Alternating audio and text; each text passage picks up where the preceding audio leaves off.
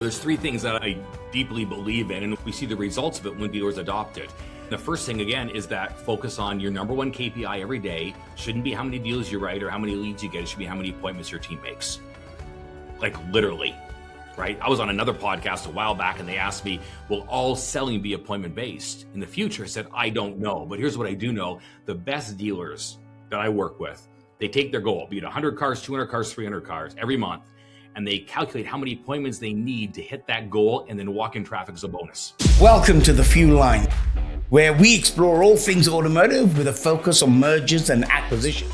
Hi, my name's Fareed Ahmed. I'm the founder and the CEO of DSMA and your favorite podcast host.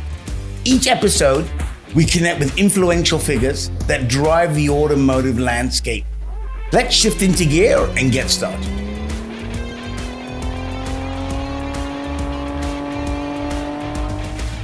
Hi, welcome to The Fuel Line. My name's Fareed Ahmed, the CEO and president of Dealer Solutions, Mergers and Acquisitions. Today, we have what I think is one of the highest energy guests that we've had on our show, a true entrepreneur, a visionary, Jeff Williams. For the people that don't know who Jeff Williams is, he is the founder and CEO of Absolute Results Productions Limited. It's a globally recognized automotive company that for the last decade has helped dealerships grow through innovative marketing, sales training, and retail strategies that win. Today, Absolute Results support more than 300 dealerships each month across North America, Europe, and the Asian Pacific. So it's just a monster. Jeff is also the founder of Unleashed Technologies, a software platform providing advanced marketing, automation, and portfolio management solutions for more than 400 dealerships across Canada. He continues to advise dealer groups and OEMs around the world, and a lot of people I know seek his opinion and his advice because Jeff is so plugged into what's happening in the automotive industry. Beyond business, Jeff is passionate about his family and giving back. In fact, we both give back to our favorite organization called the Hope of Life, plug for the Hope of Life. And through Absolute Results Foundation, he has led countless humanitarian initiatives and inspired entrepreneurs to give back so that they also can help make lasting impacts in communities around the world. Jeff, we're excited to have you with us today. Welcome to the show. Well, thank you, Fareed. It's a pleasure to be on the show. My goodness, it's been, we've known each other for what, 13 plus years? Since we met on a road show back in 2013, I think it was. And within a month, we were on a plane going to Guatemala together, and then we were visiting dealers together. And gosh, we've met in the US, Canada, we've met in Europe. Oh my goodness. Jeff, I'm sure people would not be aware of your humble beginnings and how you got started. And just to give our audience a little bit of content of what's possible in life, could you just share a snippet of where you started from? Now you've got this global company. Yeah, be happy to. It's sometimes you just look back and go, wow, I just wanted to make a difference. I just wanted to work hard and I wanted to always keep learning. But literally 30 years ago, I started Absolute Results. And I started in my friend's garage. I didn't even have a garage. That's funny. Yeah, I'd worked for a training company for 2 years as their sales rep, literally over the phone, like a telemarketer selling training videos, and sold hundreds of them, right? And then was asked, hey, can you do a telephone training course? Because our dealers are getting more phone calls than walk-ins now. This is in the mid-90s, and they don't know how to make appointments. Their team doesn't know how to make appointments. And so I created a course and then went on the road and sold the course. Right. And then the training company owner said, I'm going to sell the company and buy a dealership. And I'm like, what am I going to do? I'm going to start my own company, I guess. Right. And I literally just started hitting the road and sharing what I knew and trying to get better and trying to learn and writing courses and content and then road testing it with dealerships. And, and oh, my goodness, here we are today. Well, Jeff, I think what our audience today is really going to benefit from is not only your North American perspective on the industry, but more of a global perspective. I know you do, you have clients in Switzerland, France. I mean, I can't even go over the 40 countries that you do business with. Oh, my God, that's fantastic. I'll go with you. Yeah. That's country So from 43. from your perspective, what's changed the most in the automotive retail business, and what hasn't changed since you've been in it, Jeff? Oh my goodness. You know, when we really think about it, Fareed, so much has changed. I mean, just think about the information consumers have. I mean, dealers 30 years ago, they were the gatekeepers of information about cars, models, pricing, everything. So you've got information has changed. You've got the selection has changed. I mean, oh my goodness, not only do we have more brands today than ever, right? And nobody makes a bad car. Yeah. Right? But on top of that, every brand has multiple models. You want a gas, you want a hybrid, you want an EV, right? Then on top of that, you've got consumer expectations that have changed. I mean, Amazon did that for us, right? Overnight. Come on, I want it. What's the price? What's the payment? Yes. Then our sales staff has changed. I mean, we could go on and on. Lots has changed. But what hasn't changed, and I'm so grateful for this because I built my company on it, is the best way for a salesman to sell a car and maximize the value, and the best way for a customer to buy a car and experience the value is still with an appointment. That hasn't changed. Wow. So then let's talk about car salespeople for 1 second. You have a formula, I understand, of how many cars every salesperson should sell each month. What is that? And why does it work across every market you've worked in? I'm fascinated by that. Yeah, well, it's kind of a two-part answer for Reed. I mean, the first part is I talked about this a little bit, is is a dealer successful? How do you know a dealer's successful, right? We live in this 30-day world, and it's like every 30 days we do a complete year end. Like, show me another business that does a year end every 30 days. Right. And so it creates this pressure and intensity, and you're so focused on the budget and the forecast because the margins have got to be right there. And so there's so much pressure to hit a target, and we think we hit a target, we're successful. And it's like, wait a minute. Just because we did better than everybody else who didn't do very well, does that mean we're successful?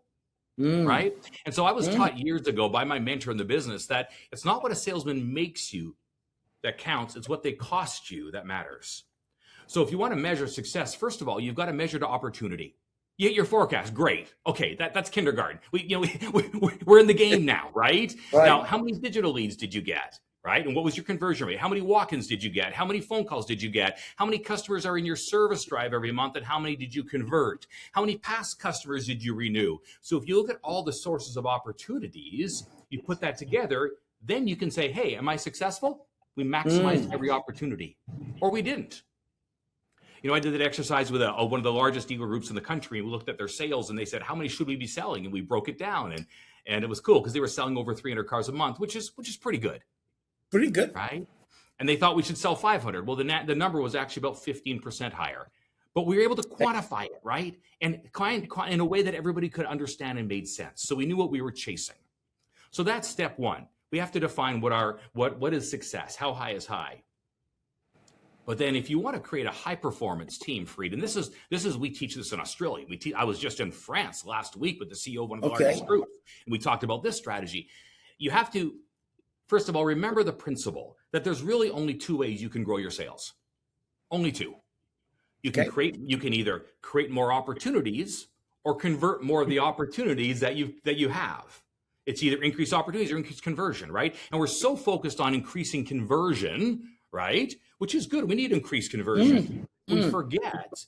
Sure, you might be able to increase your conversion 5 or 10 or 20%. But what if you could double your opportunities?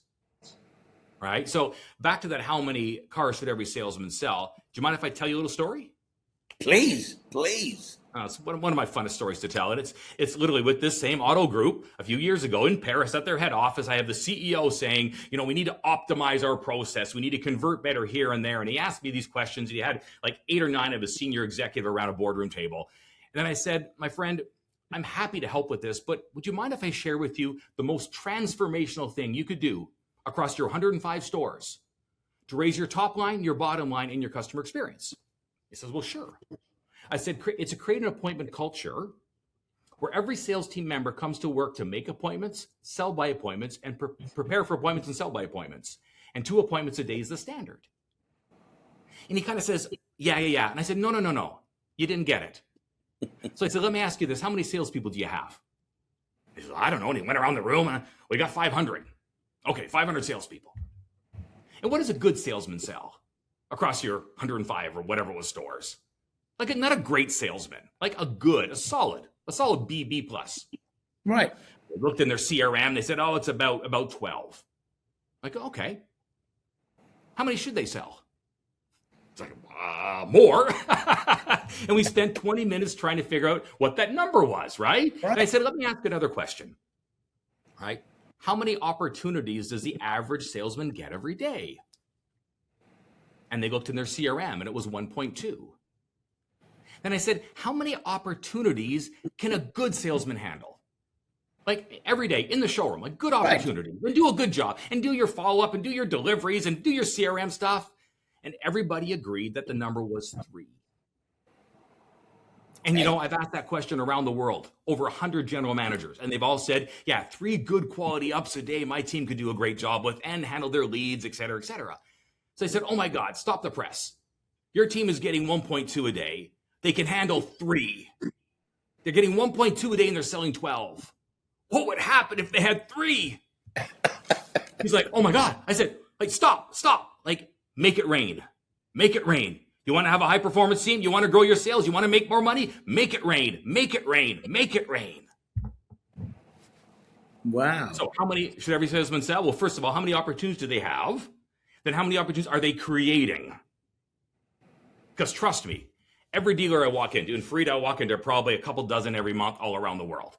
Every dealer has hundreds of leads in the CRM that aren't closed, has hundreds of digital leads, hundreds of sales calls, hundreds of walk-ins every month, thousands in their service drive, thousands in the service portfolio, and they don't have enough appointments.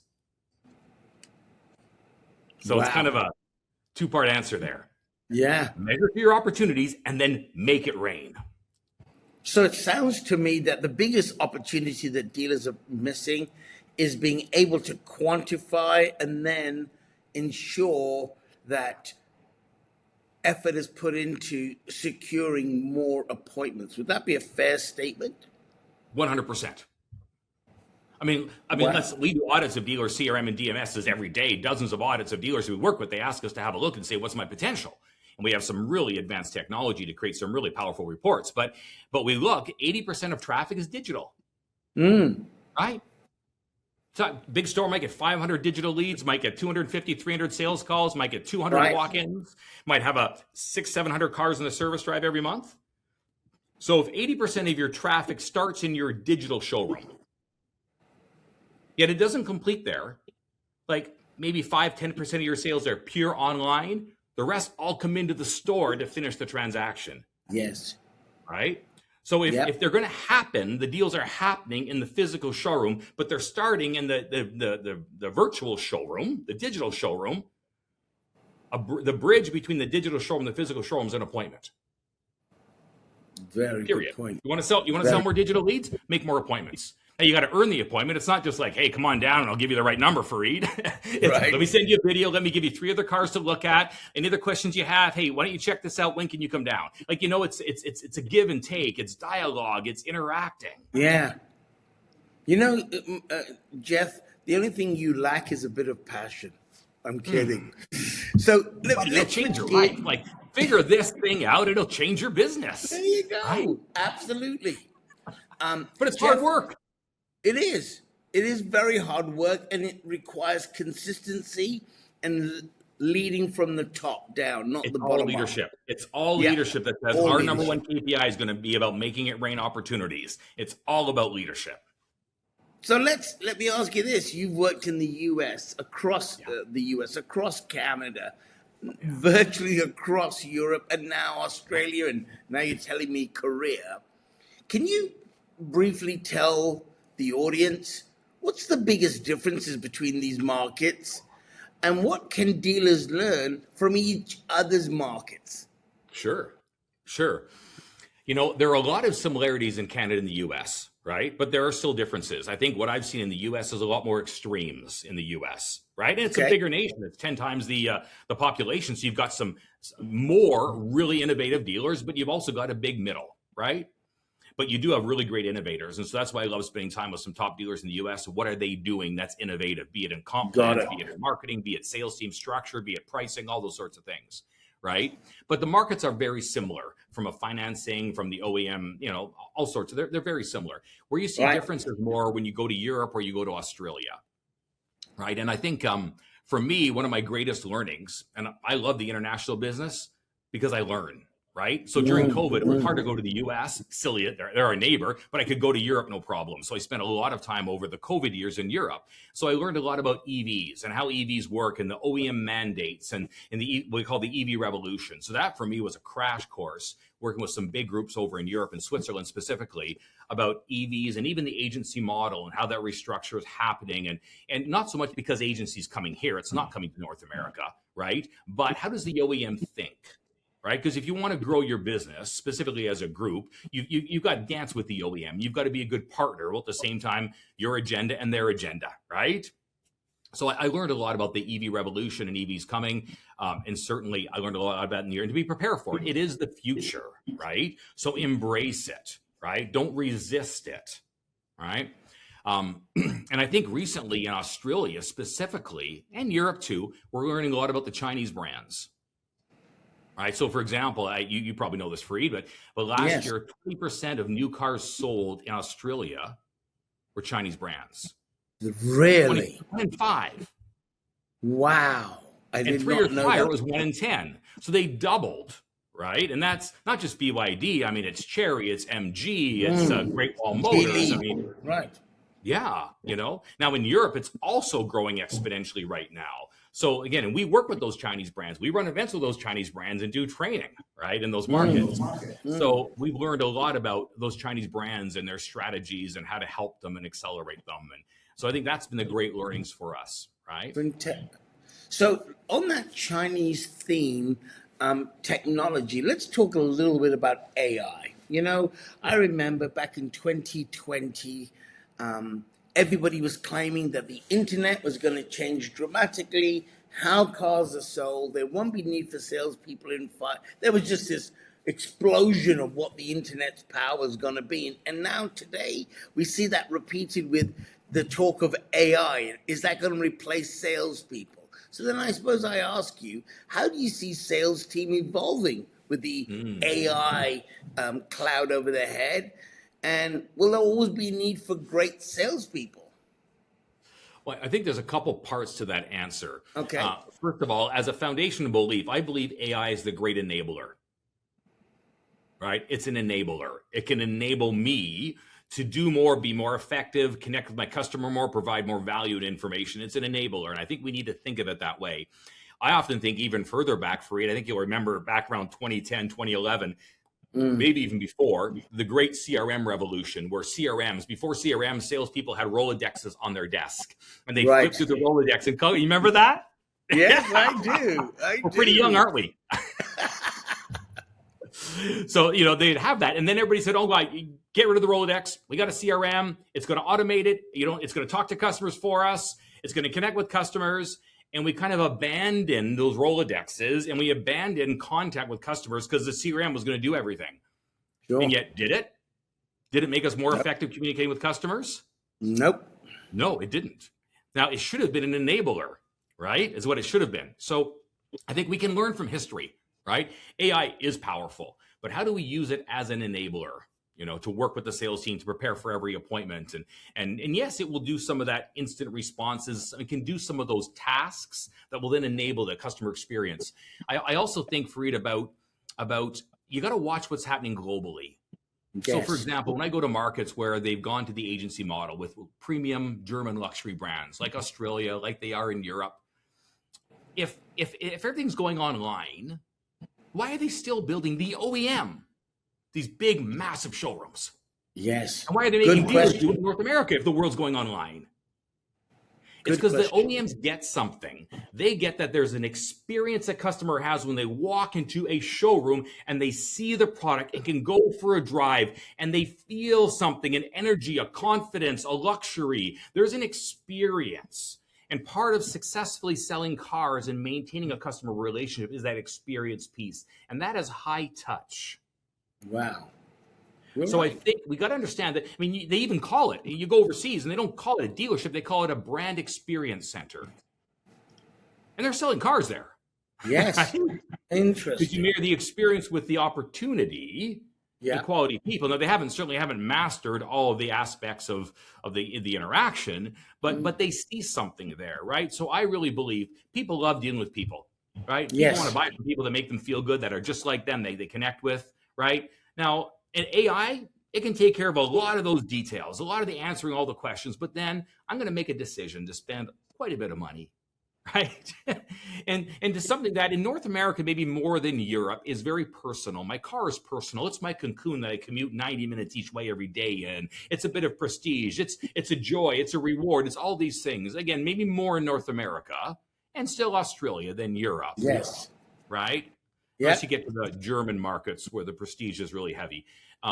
But it's less utilitarian and more personal. So I'm going to want assistance from someone I trust and feel good about to smooth out that experience, to answer my questions, to just reassure me that I'm doing the right thing. Right. I agree. 100%. That touchy-feely is so necessary. So let's talk a little bit about Absolute Results and where it's heading and what it does. Absolute Results is known globally for being the #1 private sales event company, which is fantastic. And I know that you've helped, and I love the way you track how many vehicles you've helped dealers sell, which I believe is over the million mark now, which Over a is million, yeah. unbelievable. At our But events let's, where we're in the showroom helping conclude those deals. So it's not just wow, some airy fairy million number. It's a million customer transactions. that's brilliant. But let's talk a little bit about Unleash. This is a venture that you started a few years ago. I know it's gaining huge traction. Yeah. What makes your approach different with Unleashed? Sure. Love to talk about that. Can I add one thing about Absolute Results that most people may not know? What's that? We are actually a training company at heart, right? Really? Yes, we Okay. run events. We do, but they're appointment-based events. And if people want to know the secret of our success, how do we help dealers sell 1 million cars during our events? Well, we help dealers make 2.8 million appointments. Right? And Good point. literally, Absolute Results started as a training company. And then when I realized you only learn when you do, I said, oh my goodness, this training won't stick unless salesmen actually make calls, not just wait for calls. And so literally over a period of 5 years, the first 5 years of Absolute Results, up until 25 years ago, we did Right. training, then we did boardroom and boiler room, we called it. And then we said, if we're going to call customers and make appointments, let's bring them in for a private event in the showroom, right? So it all kind Yeah. of evolved. But the whole goal is, yeah, we're going to give you a boost in sales. But don't just run an event to boost sales. Run an event because you want to teach your sales team the value of appointments. Run an event because you've got a new product to launch or you've got some defectors you want to renew. Don't use an Right. event for a lease Right. customer. Oh my God, you don't need an event to close them, but a service customer, a conquest customer, right? So it's very focused around appointments. And so that's really what we are. We're a training company at heart. I say it's the candy on the vitamin. The cars we sell at the event are the candy. The vitamin is we taught your sales team how to make appointments, and we showed them that if you have a week's of appointments, you're going to have a week's worth of sales. All right. So it's always that Brilliant. show how, right? And part of that was trying to understand the potential in a dealer's database. And so even in the early days of AR, I invested heavily in technology to look at a dealer's database and go, who should we be renewing or who should we be talking to, right? We're very targeted in how we talk to customers. And then back around 2012, 2013, all these equity tools became popular. Remember? The equity tools, Yes, I all remember. the offers Yeah. we would use of, I can get you in a new car for a similar payment. And Yeah. it was a decade of free money. 2010 to 2020, it was a decade of free money, right? Yes. And pretty flat Yes. pricing. So it was pretty easy back then to get someone in a new car for a similar payment, right? But I saw that whole push around equity, and I thought, wow, our events and the equity tools out there are teaching salespeople how to hunt for deals, right? And we're kind of hunters by DNA, let's be honest, in the car business. But to get the value out of a dealer's customer database, I can't just look at customers that can trade up for a similar payment, because that's maybe 20%. What about the 80%? And I began to look at data around who's actually coming in and buying. And oh my God, a third of our sales were customers with 2-year-old trade-ups. Why are they coming in at 2 years? Oh, because they had a big life change. Oh, because they need another vehicle for their family, right? And we began to look at that. And so I began investing millions, literally back in 2013. I think I put over 10 million in the first 5-6 years Wow. into buying software and then completely rebuilding a platform that, first of all, could handle data from all around the world. but then could create an automated marketing platform that every month would send messages to a dealer's database, not trying to hunt, but trying to farm, right? And so literally over 5-6 years, this Drive AI product evolved and grew and is still evolving and developing, where every single month we say, dealers, you need to hunt. Great, we'll give you the tools to hunt. We'll show you all those similar payment customers. But how about those service customers that have come in for the very first time? They bought at your competitor, but they showed up at your dealership. Go talk to them, all right? Yes. And how about all these other customers, these cash customers? I don't know if you knew this, Free, but a cash customer has a higher return to market than a lease customer. I did not know that. They return to market 30 to 40% sooner than a lease customer. Yet we ignore cash customers because we don't have a payment and the leverage of a maturity date. So how do you speak to a cash customer about a chance to renew or another vehicle in their family? So we created this Drive AI through the company Unleashed, a separate company from Absolute Results, a sister company, where we get feeds. We get thousands of feeds, I think 1,800 feeds a day, something like that. Wow. From the DMS, from the incentives, from inventory. And we create offers for every customer in a dealer's database and send them to them passively, text or email. And that generates leads and that generates opportunities. So we want to help a dealer farm because there are deals in your database every day. But if all you're doing is looking for the low-hanging fruit, right, you're going to miss everybody else, right? Really good point, Jeff. Right? Really good point.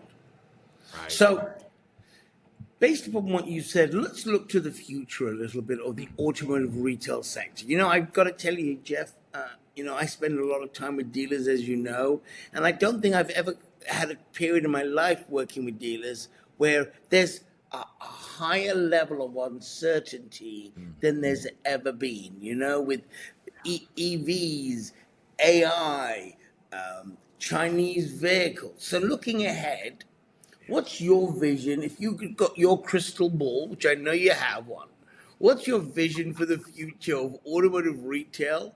And what should every dealer principal be doing now to prepare for that future you see? Well, there's three things that I deeply believe in, and we see the results of it when dealers adopt it. Again, the first thing, is that focus on your number one KPI every day. Shouldn't be how many deals you write or how many leads you get. It should be how many appointments your team makes. Like literally, right? I mean, I was on another podcast a while back and they asked me, will all selling be appointment based in the future? I said, I don't know. But here's what I do know. The best dealers that I work with, they take their goal, be it 100 cars, 200 cars, 300 cars every month, and they calculate how many appointments they need to hit that goal, and then walk-in traffic is a bonus. Really? So if you make creating opportunities your number one KPI every day, and you get a leadership team that can focus on making it rain opportunities, that's pretty good insurance that you're going to have opportunities, you're going to hit your targets, you're going to be able to be successful, right? So that would be number one thing I'd focus on. And the second thing I'd focus on is own your database. Like, don't think of your database from a transactional perspective. We all go, oh, I sold a car. Well, anybody can sell a customer one car, right? Anybody can. How do you sell every customer 3 cars and sell every car 3 times? Right? I remember talking to a GM of a store. This is 2 decades ago. It was one of the biggest dealerships in the world, literally. 800 cars the month I was down talking to this GSM. And he had said he put a cap on gross profit. Now he said, don't get me wrong, we make great gross profit. We have the highest average in our group, but we have a cap because I'm not going to bury somebody for 5 or 6 years. I'm thinking every car I sell, I want to sell 2 more cars within 3 years. I want to renew them and then sell the trade. And he said, we have a focus. I want every deal turns into 3 within, he said, I'd love it to be within 18 months, but within 36 months, every deal turns into 3. But he had that focus. And again, they're highly profitable, but they were thinking that way about their customers. So how do you look at your customer portfolio and say, oh my God, there's so much opportunity there. How do I talk to my customers in a way that I'm in touch with them and I'm maximizing the potential of that database? Right? Why would you pay a salesman the same commission on a fresh up versus a past customer versus an appointment? Yes. They lucked out with a fresh up. Oh my God, you spent how many millions on that store? That customer at the door, You get a man. Yep. And one of your salesmen stumbled and did a decent job and got the deal. Yet a salesman who makes an appointment with a past customer and brings them in and creates an opportunity, why aren't you paying them double? Yes. Or paying the other guy half? I mean, it's so much as how we think, right? So number one, Your number one KPI every day is appointments. Number two, focus on your customer portfolio, own it. Every deal turns into 3 deals, right? Wow. And I think the third thing would be that focus on customer experience. When a customer shows up, oh my God, like let's wow them. And of course, if you have an appointment, you can do that. If you don't have an appointment, you can't do that because it's unexpected. But if you have an appointment, you can have the car ready. There's so many things you can do. And then, of course, you don't close at 50%, you close at 60 or 70%. Right? That's amazing. So those would be 3 things that we teach. Right. Well, at the end of this podcast, we are going to have your details. And I highly encourage everybody in the audience that's listening to this, if you're a dealer principal, reach out to Jeff. You can tell he's the most friendly guy in the world and loves talking to really successful dealers and helping them become even more successful. So I encourage you to do that. But before we let you go, Jeff, I spoke earlier when I introduced you about your philanthropy and what that means to you. So before we wrap up, let's just talk a little bit about the thing I admire about you the most, your commitment to giving back, your commitment in helping other people and not just focused on money in your pocket. You introduced me, as you said, to the Hope of Life, which since has become an very important part of my and my family's life. You've done so many great things. Look at this project now, helping them with the hot wing of their hospital. I mean, free, that's incredible. Incredibly generous. But tell us, and really it's more for the audience's sake, tell us about what the Hope of Life means to you, why you became involved in the first place, and why you believe business leaders have that responsibility in giving back. Oh my goodness. Well, when I met Carlos, who was a founder of Hope of Life, it was our friend John Maxwell that introduced me to him, right, down in Guatemala. I saw someone who was doing something so incredible, a local person. So a local entrepreneur that had this massive mission, saving thousands of lives of babies dying of malnutrition and feeding tens of thousands of people every week. And I saw somebody, I thought, man, that's somebody I want to invest in. That's someone I want to partner with. And he said to me, Jeff, don't just send a check. Come be part of this. Join my board. Help me. I need entrepreneurs like you that are successful, to fuel what I'm doing, not just financially, right? And so Hope of Life became a place I could invest in financially because I'd made a commitment at one point in my life to give it all away, right? When I had my best year, I gave it all away. We built the village and did dozens of projects down there, right? So I had a chance to give, but I think, and so that's kind of how it began. But, I've evolved a bit of a life philosophy. Right? I think one of the challenges we have when we're successful is we don't know how to balance more and enough. And if you don't know what enough is, you'll always chase more and you'll never have enough. Right? And so what is enough? What's your number? And it can be a big number. I mean, oh my God, you're working hard as a dealer, a general manager, like be successful, have 2 homes, have 5 cars, have a couple boats. But then once you've chased success, chase significance. And significance is about what you give to others. Success is what you do for yourself, right? And so something like Hope of Life has been an opportunity where I can bring you, other people, and you've brought many people down there and say, look, I hope you got all the cool stuff. Do you know what enough is? Figure it out. And then everything else, let's spend the next decade creating wealth to give away and saving lives and making a difference and sharing it with worthwhile causes in our community, because we were given a lot. And the old saying, too much is given, much required. I don't say it's required, but too much has been given. There's an opportunity that you can give forth much, and you're blessed when you do. And I can look back, oh my goodness, Fareed, over the last 30 years of Absolute Results, and almost every time I've had some unexpected door open or opportunity. Now I've worked my buns off, but every time it's because, somewhere previous to that, I made a decision to be a blessing, to do something maybe in some cases a little bit crazy, but to be extravagantly generous, and the blessings. Good for you. And so how does the audience get involved in the Hope of Life? And what sort of projects are currently going on in the Hope of Life that people can get involved in?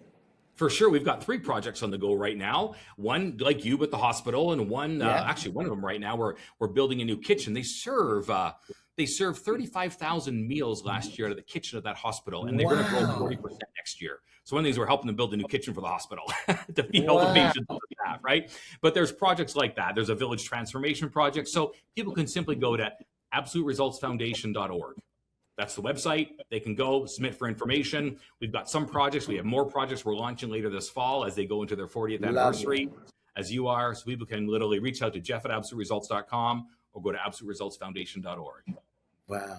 Jeff, I just, every time I speak to you, I get more inspired, more motivated, and you're just an incredibly great human being, as well as one of the most talented entrepreneurs I've ever had the pleasure of meeting. So I really want to thank you for taking the time. I know you're incredibly busy and you're traveling all over the place, but hopefully the people that are watching the Fuel Line have learned something today. And if they haven't, and if they want to learn more, as I said, please look at the notification at the end of this podcast and reach out to Absolute Results directly. You may not always get Jeff, but Jeff always gets back to people. And that's the important thing. So please, if you feel that you or your organization could benefit for a more in-depth conversation, you won't, I guarantee you, be wasting your time speaking with Jeff. There's people like you that help us do a better job for our clients, Jeff. So I really thank you for coming today and appreciate you taking this very valuable time just to talk to us and learn a bit more about you and your philosophy and your vision about the business. So for people, if you liked what you saw, please share, comment, and let's spread the word. And Jeff, thank you very much, man. All the best, and keep up the amazing work that you do professionally and personally. Oh, it's a pleasure, Fareed. It's a pleasure just to share so much of this journey with you the last decade, and can't wait for us to do more cool things in the industry and philanthropically together. Absolutely. You can count on it. Thanks, Jeff. Awesome. Thank you, my friend.